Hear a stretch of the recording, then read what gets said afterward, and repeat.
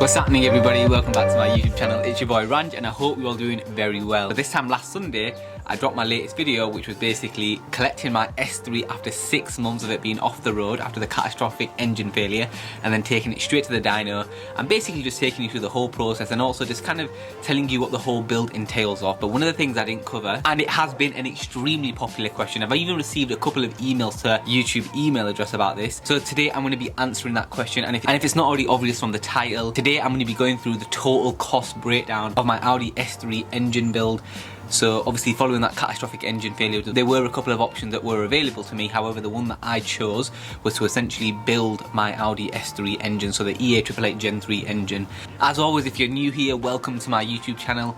We've just recently surpassed 4,000 subscribers. Throughout this journey, it's been so enjoyable and I absolutely love making content. And so if you are new here, make sure you subscribe to my YouTube channel and hit that bell icon for future notification. Trust me, you will not be disappointed. But also, as I mentioned in last week's video, and I'm trying to keep up with my promises here, I was sent out a draggy. So in the next video, which will hopefully be out either next weekend or the weekend after, I'm going to be basically installing the draggy, doing an unboxing, showing you exactly what I got in my draggy kit, because there was a couple of other things I got. And we're going to be doing some time to really see whether my car is making 610 to 615 or even 620 brake horsepower. And if you're somebody who's been rocking with me for a minute now, I just want to say a massive thank you to you all too. I really appreciate you. And without further ado, let's get straight into it. Oh, baby girl, I know that you love me. I know that you love me. Okay, so what I've actually done is clean slated the whiteboard, just because the way this information has been provided to me, I just want to kind of put it onto this board, you know, copy and paste ultimately. I don't want to change anything.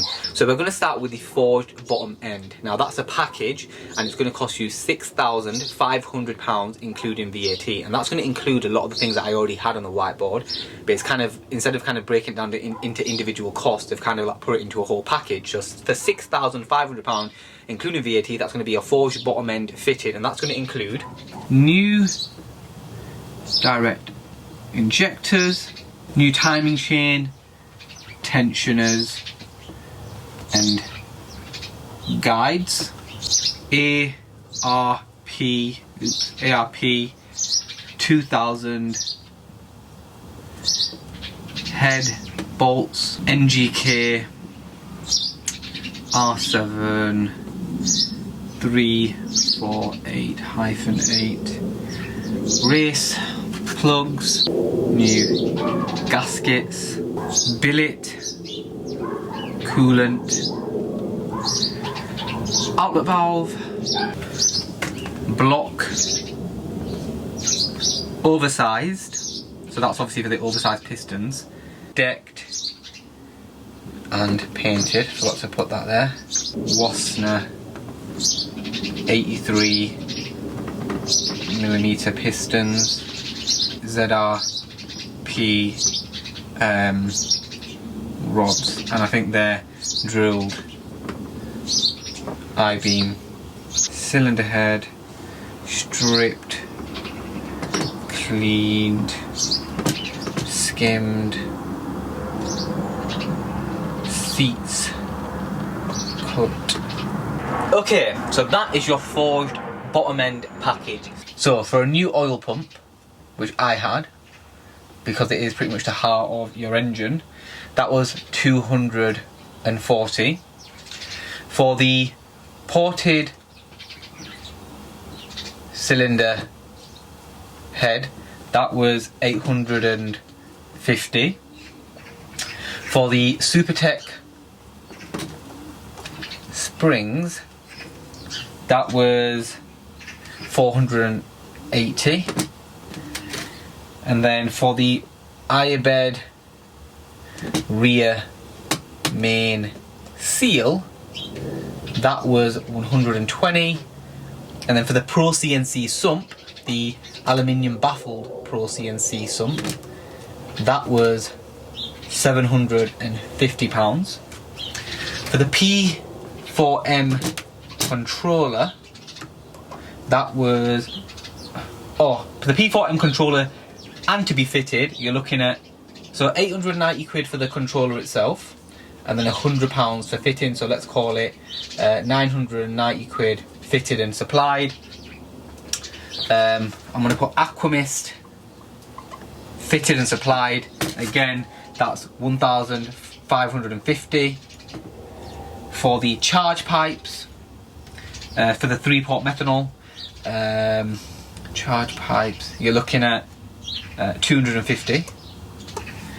And then for your oil on top after the running is at around 180. So I'll put oil, and obviously you've got a thing that the Pro CNC sump holds a larger capacity of oil. So I think the stock sump is around 5.7 litres, and I think the Pro CNC sump, due to the larger capacity, is around 6.97. Could be wrong, but I'll let Nathan correct me on that in the comments, but I'm pretty sure it's around that. So you're looking at 180, around 180. So that's basically everything. Now bearing in mind, there's a lot more you can do.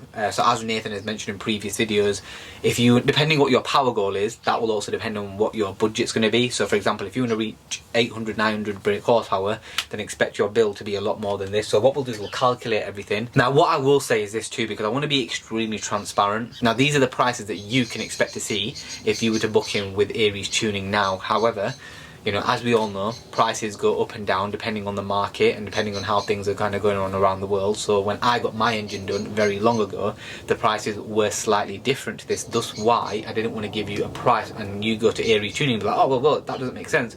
You know, Ranj said in his video he got this price. For example, with the Aquamist methanol system, I built a relationship up with Aquamist to essentially work together, and therefore they did give me the kit at a discounted price. So things like that were slightly different in terms of the cost, in terms of what I expected versus what you might actually get. Now, time to get the good old calculator out. So, let's start off with £6,500 for the forged package, which includes a plethora of things. So £6,500, and obviously this is all including VAT. Let's do the Aquamist fitted and supplied for £1,550. Charge pipes 250. Oil 180. P4 controller supplied and fitted at 990. Pro CNC sump 750. Iobed rear main seal 120. Supertech springs 480. Oops, 480. Ported cylinder head 850. And then new oil pump 240. So that comes to a grand total of £11,910. So let's get a different pen out. So let's put this one in red. £11,910.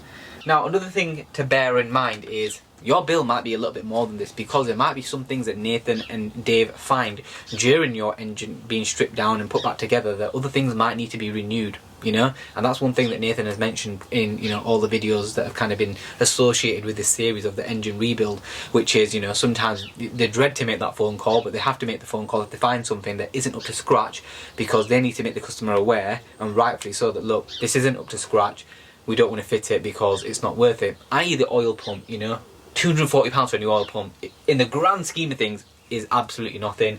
So it's worth kind of just taking on board that advice and just kind of renewing things if they need renewing, and obviously if they're an integral part of the engine. I'll talk about the tuning. So obviously I got my car mapped by Unicorn Developments, and that's a company that Aries Tuning evidently kind of trust with their cars being mapped. No problem so far, it's been really good, I really enjoy it. In terms of what that cost me, so if you remember, I had to make 2 trips to Unicorn Tuning, and nonetheless I had to kind of use up their time to go put my car on the dyno. All in all, I think it cost me around, for the gearbox map, the dyno time, and the ECU map, so ECU map, TCU map, and dyno time, I think it cost me around £1,500. Could be wrong, but it was around £1,500 to £1,600 to be totally honest with you. So I'll bring the camera a little bit closer, you can see everything I've written down. As you can see, that's the final cost, £11,910 including VAT.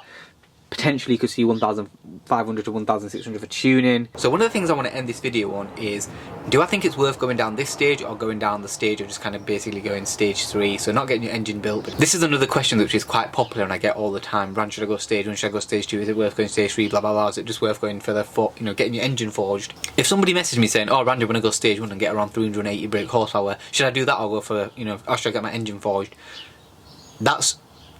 They're two things on completely different ends of the spectrum. If someone messages me that, I'm like, look, if that's the power you want to achieve, stage 1 is going to be absolutely fine with you, and the probabilities of anything going wrong are quite low, because, you know, the cars come from factory around 300 to 310 brake horsepower. You're not really doing a lot. Just make sure you've got some decent supporting mods and you're going to be absolutely fine. You know, I'm not going to say to them, you know, go spend all this money and going, you know, forge bottom end to, you know, to achieve 380 brake horsepower. And that's the kind of mentality you need in mind, thought process you need to have. What's your power limit?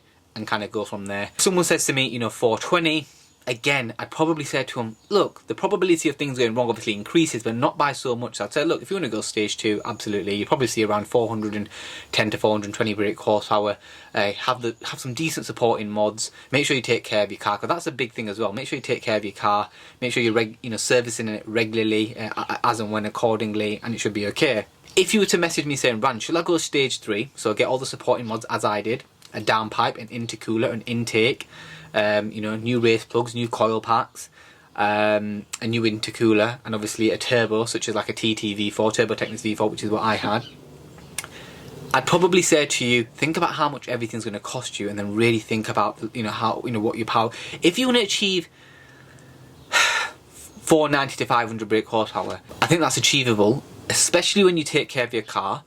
And depending on what prices you've got things, depending on who's going to be fitting things, obviously labour and whatnot, if it's going to cost you £5,000 to do all that, I'd probably say, listen, go for it. If all you want to do is 490 to 500 brake horsepower, you take care of your car, and you really do, then you should be okay. If you want to go from, you know, if you really want to push it and go 520 brake horsepower onwards, that's probably when I'd tell you, think about how much it's going to cost you. Think about what you're going to do with the car, and how you're going to drive it, and how you're going to take care of it, you know, really well.